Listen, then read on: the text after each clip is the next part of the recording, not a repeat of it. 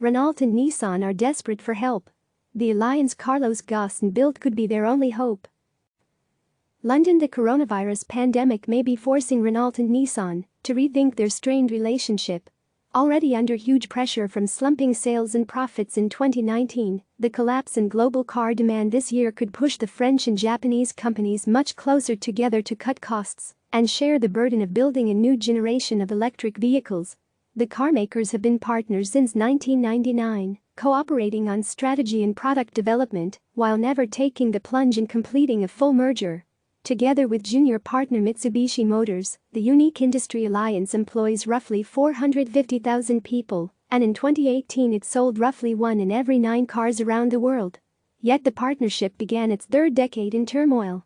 The 2018 arrest of former alliance boss Carlos Ghosn, a turnaround expert credited with keeping Renault and Nissan in business, sparked a series of leadership changes at both carmakers, confusion over their strategy and questions over whether the sputtering relationship had outlived its usefulness.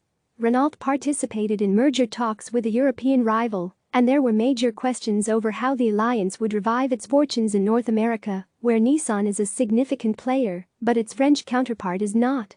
Analysts also raised questions about cultural differences at the companies.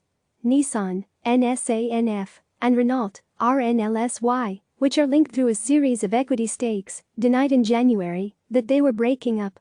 Then the coronavirus hit, plunging them deeper into crisis and necessitating an overhaul that the carmakers are expected to unveil on Wednesday.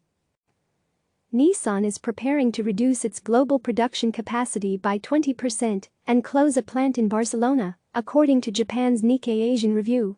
Japanese media reported that Nissan could slash its workforce by 20,000.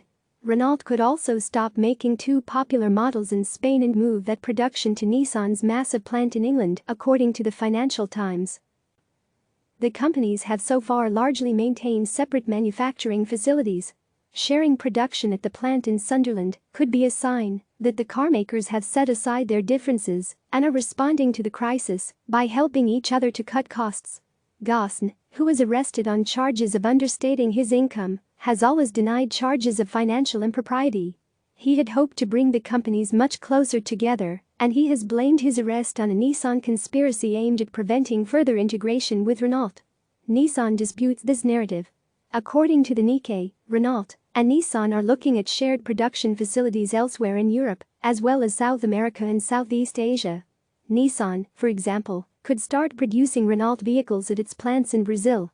The companies are also reportedly hoping to boost the number of parts that can be shared between their cars and accelerating plans to develop a shared vehicle platform.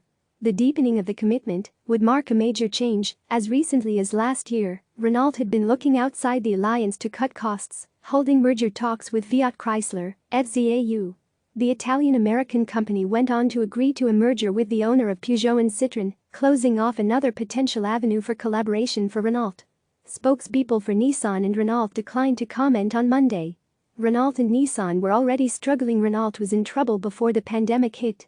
The French carmaker reported its worst financial performance in a decade last year, with net profit dropping 99% to just €19 million, $21 million. Its share price has plummeted 69% since the start of 2019. In April, the company's global sales dropped by nearly 70% compared to the same month last year as the pandemic slammed Europe and North America. The company halted production at its 12 facilities in France in the middle of March, resuming operations at most plants only this month.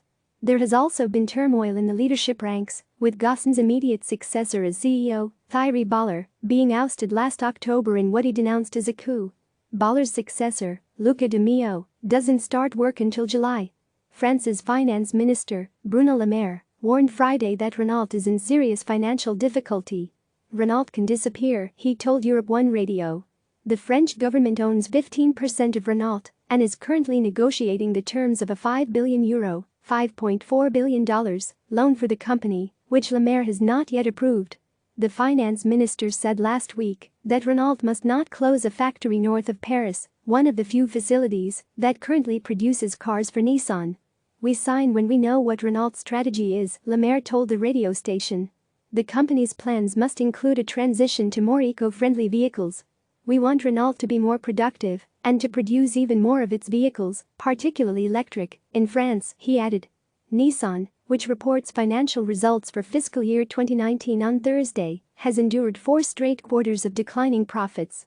Operating profit fell to 54.3 billion yen, $504 million, for the 3 months ended in December, plunging 83% from the same quarter a year before.